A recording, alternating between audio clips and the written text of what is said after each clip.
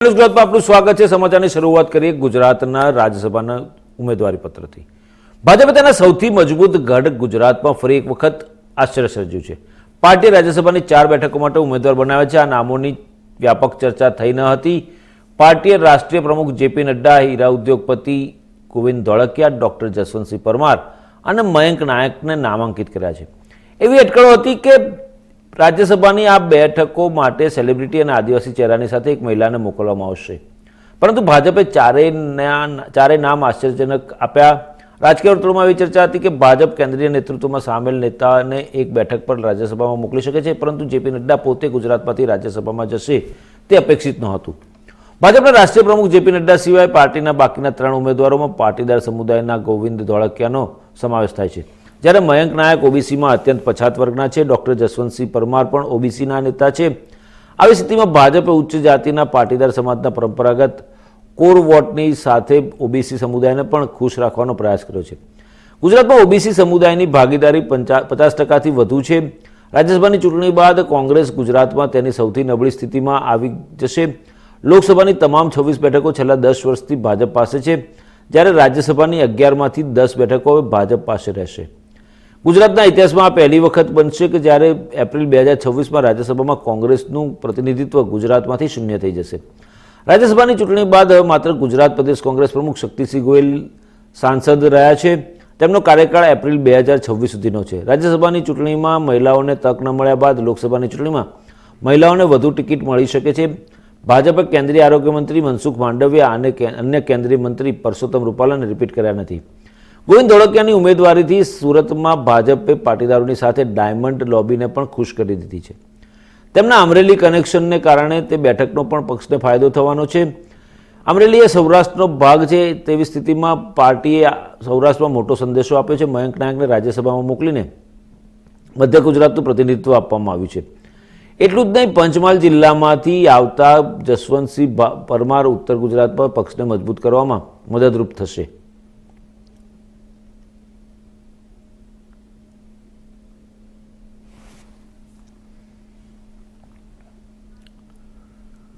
સમાચારમાં આગળ વધીને વાત કરીએ તો લોકસભા ચૂંટણી પહેલા ભારતીય જનતા પાર્ટીએ રણનીતિ બદલી હોય એવું જોવા મળી રહ્યું છે। રાજ્યસભા માટે ઉમેદવારોની લેટેસ્ટ યાદી પરથી તેના સંકેત મળી ગયા છે। પાર્ટી અત્યાર સુધી 6 મંત્રી અને 1 મુખ્ય પ્રવક્તાના નામની જાહેરાત ફરી કરી નથી। તેનાથી અટકળો લાગી રહી છે કે ભાજપ આવા દિગ્ગજ નેતાઓને લોકસભામાં ચૂંટણીમાં મેદાનમાં ઉતારી શકે છે।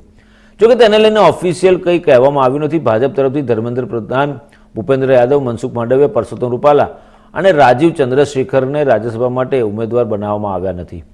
ફરી રાજ્યસભાની ટિકિટ ન મેળવનારાઓમાં પાર્ટીના મુખ્ય પ્રવક્તા અનિલ બલુનીનું નામ પણ સામેલ છે। તાજેતરમાં કોંગ્રેસ છોડનાર મહારાષ્ટ્રના પૂર્વ મુખ્યમંત્રી અશોક ચવ્હાણને ભાજપે રાજ્યસભામાં મોકલવાનો નિર્ણય કર્યો છે। અશોક ચવ્હાણ નાંદેડ જિલ્લામાં દબદબો ધરાવે છે। ભાજપના રાષ્ટ્રીય પ્રમુખ જેપી નડ્ડાને ભાજપે ફરી રાજ્યસભામાં મોકલ્યા છે। જોકે આ વખતે હિમાચલ પ્રદેશના સ્થાને ગુજરાતથી રાજ્યસભામાં મોકલવામાં આવી રહ્યા છે। જેપી નડ્ડા સિવાય ગુજરાતમાંથી ગોવિંદ ધોળકિયા, મયંક નાયક અને જસવંતસિંહ પરમારને ઉમેદવાર બનાવવામાં આવ્યા છે।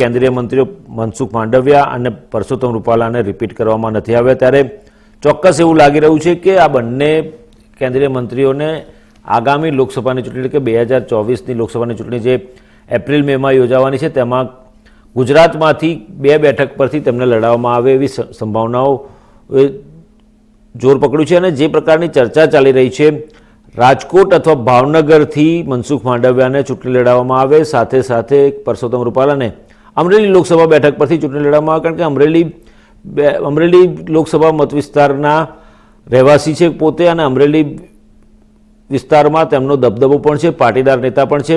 પરસોત્તમ રૂપાલા કદ્દાવર નેતા છે। અને અમરેલીના ઈશ્વરિયા ગામમાં રહે છે, ત્યારે ચોક્કસ અમરેલી બેઠક પરથી ચૂંટણી માટે, લોકસભાની ચૂંટણીની બેઠક માટે પરસોત્તમ રૂપાલાનું નામ ફાઇનલ કરવામાં આવે એવી સંભાવના છે. ત્યારે બીજી બાજુ મનસુખ માંડવિયાને રાજકોટ અથવા તો ભાવનગરની બેઠક ઉપરથી ચૂંટણી લડાવવામાં આવે એવી સંભાવના છે. કારણ કે જે રીતે રાજકોટ ભાજપમાં ક્યાંક ને ક્યાંક આંતરિક વિખવાદ ચાલી રહ્યો છે, ત્યારે ભાજપના હાઈકમાન્ડ અને ખાસ કરીને વડાપ્રધાન નરેન્દ્ર મોદી અને કેન્દ્રીય ગૃહમંત્રી અમિત શાહ પણ એક સંદેશો આપવા માંગે છે ત્યાંના રાજકોટ જિલ્લા ભાજપના કાર્યકર્તાઓને, નેતાઓને. અને જે પ્રકારે મનસુખ માંડવિયાની વાત ચાલી રહી છે રાજકોટ બેઠક પરથી ચૂંટણી લડાવવાની, ત્યારે આ બાબતમાં હજી સુધી કોઈ સત્તાવાર માહિતી નથી સાંપડી, પરંતુ સૂત્રોના દ્વારા માહિતી સાંપડી રહી છે તેમાં રાજકોટ બેઠક પરથી તેમને લડાવવામાં આવે. કારણ કે રાજકોટમાં જે આંતરિક વિખવાદ છે, આંતરિક અસંતોષ છે ભાજપના નેતાઓમાં, તેને શાંત કરવા માટે, ડેમેજ કંટ્રોલ માટે મનસુખ માંડવિયાને રાજકોટ બેઠક પરથી ચૂંટણી લડાવવામાં આવે એવી સંભાવના વ્યક્ત કરવામાં આવી છે. સાથે સાથે તેમને ભાવનગરની પણ વિચારણા ચાલી રહી છે. કારણ કે મનસુખ માંડવિયા પ્રોપર પોતે પાલીતાણાના રહેવાસી છે અને ભાવનગરમાં પણ તેમનું ખાસું એવું વર્ચસ્વ છે. પોતે પાટીદાર છે, પાટીદાર સમાજમાં પણ ખાસી એવી પકડ ધરાવે છે અને ગુજરાતમાં પાટીદાર સમાજની 14 થી 15% મતદારો છે. ત્યારે ચોક્કસ ભાજપ આ રણનીતિ પર આગળ વધી રહ્યું છે. કારણ કે બે પાટીદાર કેન્દ્રીય મંત્રીઓ પરસોત્તમ રૂપાલા અને મનસુખ માંડવિયાને રાજ્યસભામાં રિપીટ નથી કરવામાં આવે, ત્યારે આ સંજોગોમાં બંને નેતાઓને, પાટીદાર નેતાઓને લોકસભામાં લઈ જવામાં આવે અને લોકસભાની ચૂંટણી બંને નેતાઓને લડાવવામાં આવે એવી સંભાવના અત્યારે વ્યક્ત થઈ રહી છે.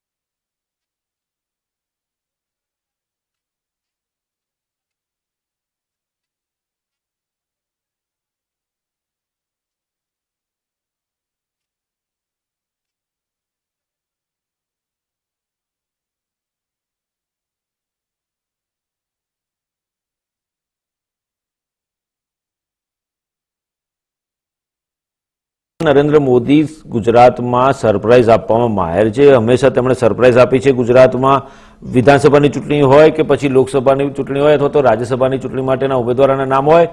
અગાઉ પણ રાજ્યસભાની ચૂંટણી માટેના જે ઉમેદવારોના નામ હતા એ અજાણ્યા નામો જાહેર કરવામાં આવ્યા હતા અને આ વખતે પણ રાજ્યસભાની 4 બેઠકો માટે જે ચૂંટણી થવાની છે તેના માટેના અજાણ્યા નામોનો જાહેરાત કરવામાં આવી છે. 2 કેન્દ્રીય મંત્રીઓ મનસુખ માંડવિયા અને પુરુષોત્તમ રૂપાલાને ટિકિટ રિપીટ કરવામાં નથી આવી અને નો રિપીટ થિયરીને અપનાવીને ચાલે છે. પરંતુ એક એવું લાગી રહ્યું છે કે ક્યાંક ને ક્યાંક આ બંને નેતાઓને લોકસભાની ચૂંટણી લડાવવામાં આવે એવી સંભાવના વ્યક્ત થઈ રહી છે.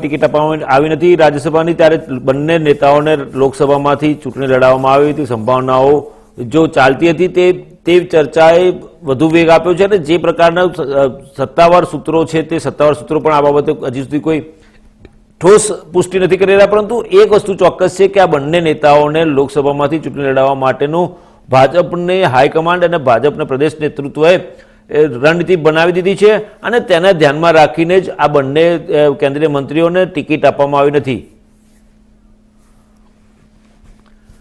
અને આ જ મામલે અમારી સાથે અમારા ગાંધીનગરથી સંવાદદાતા જતીન રાવલ જોડાઈ ચૂક્યા છે. જતીન, જે પ્રકારે રાજ્યસભાના 4 ઉમેદવારો ટૂંક સમયમાં એટલે કે 12 વાગ્યાની આસપાસ ઉમેદવારી પત્ર ભરવા જવાના છે અને 2 કેન્દ્રીય મંત્રીઓને ટિકિટ આપવામાં આવી નથી, ત્યારે ત્યાં આગળ કેવો માહોલ છે? ભાજપના કાર્યકર્તાઓ અને નેતાઓમાં કેવો માહોલ જોવા મળી રહ્યો છે? જો ચોક્કસથી અભિજીત આપને જણાવી દો કે જે રીતે આપને પણ ખબર છે કે ભારતીય જનતા પાર્ટીમાં જે કોઈ પણ જો ચૂંટણી લડવામાં આવતી હોય તો તે ફક્ત વડાપ્રધાન નરેન્દ્ર મોદીના નામ ઉપર ચૂંટણી જે હોય છે તે લડવામાં આવતી હોય છે. આજની જો વાત કરીએ તો આજે રાજ્યસભાના જે 4 ઉમેદવારો જે નવા નામ જે ઘોષિત કરવામાં આવ્યા છે, જેપી નડ્ડા છે તે અહીંયા પહોંચી ચૂક્યા છે. અત્યારે હાલ રાજભવન ગયા છે અને થોડી વારમાં લગભગ 11:30 થી 12:15 વચ્ચે તેઓ અહીંયા પહોંચશે વિધાનસભામાં અને ત્યારબાદ 12:39 વાગે એટલે કે વિજય મુહૂર્ત જે હોય છે તેની અંદર ફોર્મ જે છે તે ભરાવાના છે અને તેની અંદર તેમની સાથે બીજા પણ જે 3 જે નામો છે કે મયંક નાયક હોય કે પછી ગોવિંદભાઈ ધોળકિયા હોય કે જસવંતસિંહ પરમાર હોય, તમામે તમામ તેમની સાથે 4 સભ્યો જે છે તે એક સાથે ફોર્મ ભરશે. અને આજે ફરી એક વખત કોંગ્રેસનું 2 જે સાંસદોનું સંખ્યાબળ છે તે રાજ્યસભામાં તે આજે ઓછું થશે અને 4 જે કહી શકાય કે ગુજરાતમાંથી ભાજપના જે ધારાસભ્યો જે છે તે વિજેતા જે છે તે ઘોષિત કરવામાં આવશે, કેમ કે કોંગ્રેસનું સંખ્યાબળ જે છે તે ખૂબ ઓછું છે અને તેને લઈને ભારતીય જનતા પાર્ટીને જે પણ કાર્યકરો છે તેમાં પણ ખૂબ જ ઉત્સાહ જે છે તે વહેલી સવારથી જોવા મળી રહ્યો છે. જી ચોક્કસ જતીન, જે પ્રકારે લોકસભાની ચૂંટણીની વાત છે 2024ની ચૂંટણી છે, ભાજપે જાતિગત સમીકરણને ધ્યાનમાં રાખીને આખી જે 4 ટિકિટો છે એમાં જેપી નડ્ડાને બાદ કરતા 3 જે ટિકિટો ફાળવી છે, 3 ઉમેદવારો જે પસંદ કરવામાં આવે છે તેમાં એક લેઉવા પટેલ છે, પાટીદાર સમાજનું મોટું માથું છે, ડાયમંડ ઇન્ડસ્ટ્રી સાથે સંકળાયેલા છે અને તેમનું વર્ચસ્વ સુરત અને ડાયમંડ ઇન્ડસ્ટ્રીઝ ઉપરાંત અમરેલીમાં પણ છે. સાથે સાથે 2 જે અન્ય ઉમેદવારો છે, જસવંતસિંહ પરમાર અને મયંક નાયક, આ બંને ઓબીસી નેતાઓ છે, એક પંચમહાલમાંથી છે અને એક મધ્ય ગુજરાતના છે. ત્યારે આ સંજોગોમાં ભાજપે એક કાંકરે 2 પક્ષીઓ માર્યા હોય એવું લાગી રહ્યું છે. શું કહેવું છે તમારું આ બાબતે? જો ચોક્કસથી અભિજીત આપને જણાવી દો કે જે રીતે જે ઉમેદવારોના નામ જે ઘોષિત કરવામાં આવે છે તેમાં એક જેપી નડ્ડા જે છે તે જે ભારતીય જનતા પાર્ટીના રાજ્ય અધ્યક્ષ છે તેમને બાદ કરતા જે પણ નામો છે તમામે તમામ ક્યાંક ને ક્યાંક તમામ વર્ગોને સાંકળી લે તે રીતનું કરવામાં આવ્યું છે. મધ્ય ગુજરાતમાં પહેલા જો કે ઓબીસી કે આદિવાસી નેતાની જે વાત ચાલતી હતી તેમાં ઓબીસી ને આપી અને બંને સમાજોને ક્યાંક ને ક્યાંક જે છે તે ખુશ કરી દીધા છે અને સાથે સાથે જો વાત કરીએ તો જે જસવંતસિંહ પરમાર છે તેમને પણ જે સીટ આપવામાં આવી છે તેને લઈને પણ આદિવાસી સમાજ ઓબીસી સમાજ છે તે ખૂબ ખુશ છે અને સાથે સાથે ગોવિંદભાઈ ધોળકિયા સવર્ણ જાતિમાં પાછી આવે છે. અને સવર્ણ જાતિમાં એટલે કે પાટીદાર સમાજની અંદર ખાસ કરીને ગોવિંદભાઈ ધોળકિયા છે તે ખૂબ સારી એવી નામના જે તે ધરાવે છે. સુરતના ડાયમંડ કિંગ તરીકે જાણ્યા છે. અને હમણાં પણ તેઓ ખૂબ લાઇમલાઇટમાં આવ્યા હતા જ્યારે રામ મંદિરનો મહોત્સવ ચાલી રહ્યો હતો ત્યારે ગોવિંદભાઈ ધોળકિયા દ્વારા 11 કરોડનું દાન જે છે તે આપવામાં આવ્યું હતું. અને તે સિવાય પણ તે ઘણી બધી સામાજિક જે પ્રવૃત્તિઓ સાથે જે છે તે સંકળાયેલા છે. અને તેના લીધે ફક્ત પાટીદાર સમાજ નહીં પણ ઘણા બધા સમાજના આગેવાનો જે છે તે તેમની સાથે સંકળાયેલા છે. એટલે કહી શકાય કે સવર્ણ જાતિમાં પણ જ્યારે ગોવિંદભાઈ ધોળકિયાનું નામ સામેલ કરવામાં આવ્યું છે ત્યારે સવર્ણ જાતિને પણ કહી શકાય કે આ જે નામ જાહેર કર્યા છે તેને આવરી લીધી છે. ચોક્કસ જતીન, સવાલ એ પણ થાય છે કે બે કેન્દ્રીય મંત્રીઓ બંને પાટીદાર નેતા હતા, કદ્દાવર નેતા છે અને તેમનું પોતપોતાના મત વિસ્તારોમાં એટલે કે સૌરાષ્ટ્રમાં એમનું ખાસું એવું વર્ચસ્વ છે, પાટીદાર સમાજમાં પણ સારું એવું વર્ચસ્વ છે.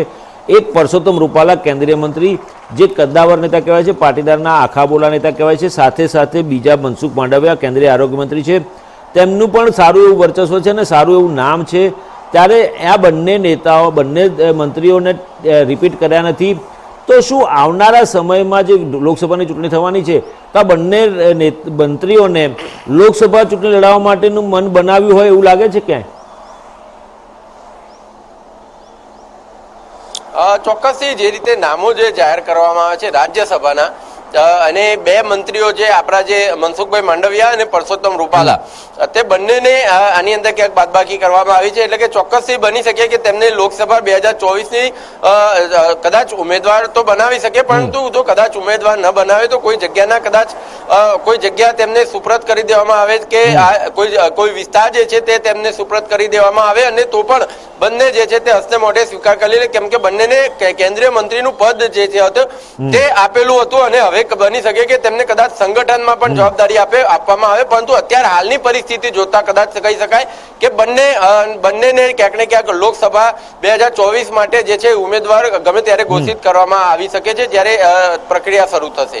ચોક્કસ જતીન, સવાલ એ પણ થાય છે કે જો બંને નેતાઓને લોકસભાની ચૂંટણી લડાવવામાં આવે તો જે પ્રકારે એવા અહેવાલ પણ છે, સત્તાવાર માહિતી નથી, સત્તાવાર સૂત્રો આની પુષ્ટિ કરતા નથી, પરંતુ સૂત્રો જે છે ભાજપના અંદરના સૂત્રો છે એવું કહી રહ્યા છે કે મનસુખ માંડવિયાને રાજકોટ અથવા તો ભાવનગર બેમાંથી એક લોકસભા બેઠક પરથી ચૂંટણી લડાવવાનું વિચારણા ચાલી રહી છે. ને એની પર આખરીઓ વડાપ્રધાન નરેન્દ્ર મોદી આખરી મંજૂરીની મોહર મારશે. સાથે સાથે જે પરસોત્તમ રૂપાલા છે કેન્દ્રીય મત્સ્ય ઉદ્યોગ ડેરી વિકાસ મંત્રી છે, જે તેમને અમરેલીની બેઠક પરથી ચૂંટણી લડાવવાનું નક્કી કર્યું છે. ટૂંકમાં એવું કહેવાય કે જો પરસોત્તમ રૂપાલાને ટિકિટ આપે તો ત્યાં આગળ નારાયણ કાછડિયા છે એમની ટિકિટ કપાવવાની 100% શક્યતા છે, કારણ કે આ વખતે ભાજપે મન બનાવી લીધું છે કે 20 થી 22 સાંસદો છે જે વર્તમાન એ લોકોની ટિકિટ કાપવાની છે અને માત્ર ને માત્ર 4 કે 6 જ જે સાંસદો છે એને રિપીટ કરવાની સંભાવના છે. ત્યારે આ સંજોગોમાં નારાયણ કાછડિયાની ટિકિટ કપાશે. જો મનસુખ માંડવિયાને ભાવનગરથી ચૂંટણી લડાવે તો ભાવનગરના સાંસદ છે ડૉક્ટર ભારતી શિયાળ, તેમની ટિકિટ કપાય. અને જો રાજકોટથી લડાવવામાં આવે તો રાજકોટમાં મોહન કુંડારિયા છે તેમની ટિકિટ પણ કપાય એવી સંભાવના છે. ત્યારે આ સંજોગોમાં કઈ આધાર ઉપર ભાજપ આખું રણનીતિ બનાવી રહ્યું છે? કારણ કે સૌરાષ્ટ્ર એ બહુ મહત્વનો ગઢ છે, ભાજપનો ગઢ કહેવાય છે. 2017માં ભાજપ ગુમાવ્યો હતો, પરંતુ 2022માં પાછો મેળવી લીધો છે. પરંતુ તેમ છતાંય હજુ ક્યાંક ને ક્યાંક ભાજપની સૌરાષ્ટ્રમાં ક્યાંક નબળી હોય ભાજપ એવું લાગી રહ્યું છે. ત્યારે આ સંજોગોમાં શું લાગી રહ્યું છે કે આ બંને નેતાઓને કઈ બેઠક ઉપરથી ચોક્કસપણે લડાવવામાં આવશે? જો ચોક્કસથી કહી શકાય કે મનસુખભાઈ માંડવિયા છે તેમને કદાચ રાજકોટ કરતા પણ ભાવનગરની સીટ કદાચ આપવામાં આવે તેવું વધારે પ્રબળતા જે છે તે લાગી રહી છે.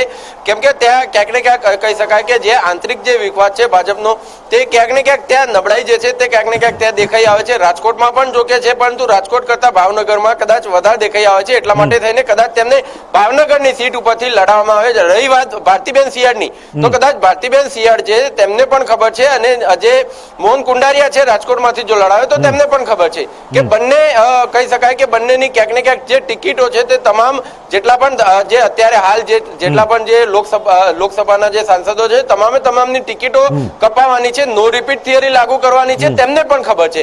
અને એટલા માટે થઈને તેઓ અત્યારથી જે છે તે તૈયાર છે. અને વિધાનસભામાં પણ આપણે જોયું કે નો રિપીટ થિયરી ચલાવી હતી તે છતાંય જૂના પણ જેટલા જે ધારાસભ્યો હતા અને જે નવા ધારાસભ્યોના નામ ઘોષિત કરવામાં આવ્યા હતા, ચૂંટણી પહેલાની વાત કરું છું, કે જે વખતે જયારે રેલીઓ નીકળતી હતી તો જૂના ધારાસભ્યો અને જે નવા ધારાસભ્યો માટેની યાદી જાહેર કરવામાં આવી હતી ને જે નવા નામો હતા, ઉમેદવારો હતા, તે બંને એક જ રેલીમાં જોડે ઉભા રહી અને નીકળતા હતા. એટલે કે જૂના ધારાસભ્યોને પણ જવાબદારીઓ આપવામાં આવેલી હતી કે જે નવો ઉમેદવાર ઘોષિત કરવામાં આવ્યો છે તેને પૂરેપૂરું સમર્થન આપે અને તેના પ્રચાર માટે થઈ અને દરેક જગ્યા ઉપર હાજર રહે. અને તેવું જ બની શકે કે લોકસભા 2024ની ચૂંટણી માટે પણ શક્યતાઓ રહેલી છે. જો મનસુખ માંડવિયાને ભાવનગરથી ઉભા રાખવામાં આવે તો ભાવનગર ભારતીબેન સિયાડને મનસુખભાઈ માંડવિયાની સાથે જ રેલીમાં કદાચ આ ઉભા રહેલા જોઈ શકો છો. અને એ જ પરિસ્થિતિ કહી શકાય કે અમરેલીમાં પણ પરસોત્તમ રૂપાલાને જો ઉભા રાખે તો જોવા મળી શકે તેમ છે. ચોક્કસ. જતીન, છેલ્લો સવાલ કરું, ટૂંકમાં જવાબ આપજો.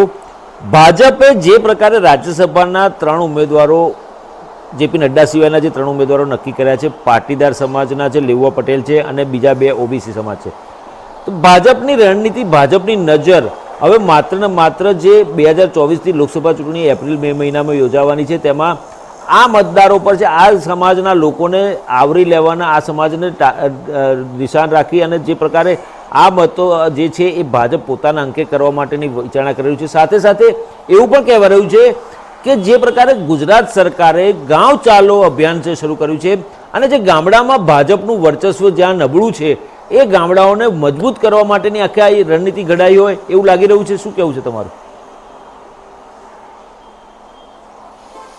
જો ચોક્કસથી કહી શકાય કે ભાજપ જે છે તે શહેરમાંથી નીકળ્યું છે તેવી વાત છે. અને તેવું આપણે જોયું પણ છે શરૂઆતમાં કે ભાજપ હતી તે મહાનગરપાલિકાઓ થકી ક્યાંક ને ક્યાંક આગળ આવી છે. એટલે કે ભાજપ શહેરમાંથી વિકસિત થયું છે અને હવે ગામડાઓ તરફ જે છે તે પ્રયાણ કરી રહ્યું છે. અને એટલા માટે થઈ અને આપણે જોયું છે વિધાનસભા 2022ની ચૂંટણીઓ બાદ સૌથી વધારે રેલીઓ જે હતી તે ગ્રામ્ય વિકાસોમાં કાઢવામાં આવી હતી. અને લોકસભામાં પણ બની શકે કે આજે ગાંવ ચલો અભિયાન જે શરૂઆત કરી છે, ગામડાઓના લોકોને ક્યાંક ને ક્યાંક ભાજપ પોતાની સાથે જોડવા માટે થઈ. કેમ કે ખબર છે કે સૌથી વધુ વિકાસ જે છે તે અત્યારે જે ગામડાઓનો જે ક્યાંક ને ક્યાંક જે છે તે થઈ રહ્યો છે. રોડ રસ્તાઓ ગામડાઓમાં બન્યા છે અને જેટલી પણ જે યોજનાઓનો લાભ જે ખેડૂતોએ કે ગામડાના લોકોએ લીધો છે તેમને ક્યાંક ને ક્યાંક આવરી લેવા માટે, તેમને યોજનાઓથી માહિતગાર કરવા માટે કે આ યોજના ભારતીય જનતા પાર્ટીની સરકાર દ્વારા લાગુ કરવામાં આવી છે તેની રેલીઓ ત્યાં આયોજિત કરવામાં આવી રહી છે. આ રીતે અભિયાન જોડી અને જે ભારત વિકસિત સંકલ્પ યાત્રા પણ કાઢી હતી તે પણ અસંખ્ય ગામડાઓમાંથી નીકળી હતી.